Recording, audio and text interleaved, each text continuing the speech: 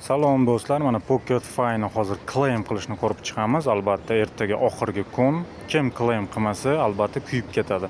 Shuning uchun claim bosamiz. Bu joyda mana yozilmoqda minimum 0.4960 ton.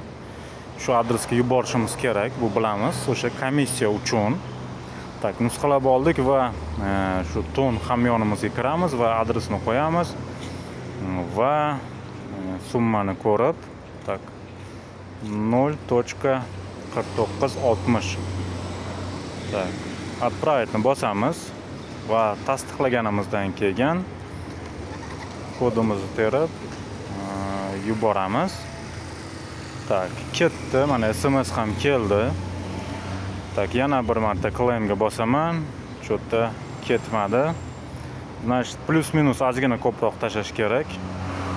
Stekni bosib yormang, chunki stekka ketib qoladi. Endi xohlovchilar bosishi mumkin, lekin hech bo'lmasam bir marta moneta yechib olgan bo'lish kerak ekan, agar yonib ketmasligi uchun. Shuning uchun tranzaksiya bir marta hech bo'lmasam bo'lish kerak. Endi 0.1 jo'natib yuboraman.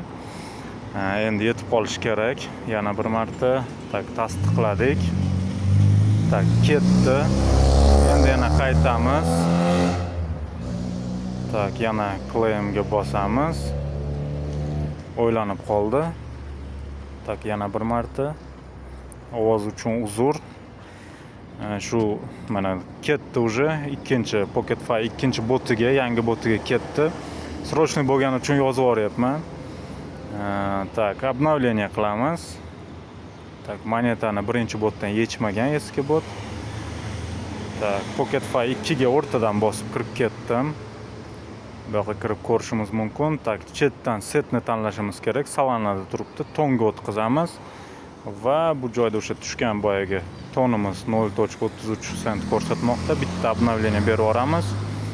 Berganimizdan keyin mana bizning monetalarimiz kelib tushgan. Endi xohlasak ustiga bosib tonga aylantirishimiz mumkin, lekin endi meniki turadi, chunki narx ancha tushibdi. Endi xohlovchilar tonga aylantirib olishi mumkin.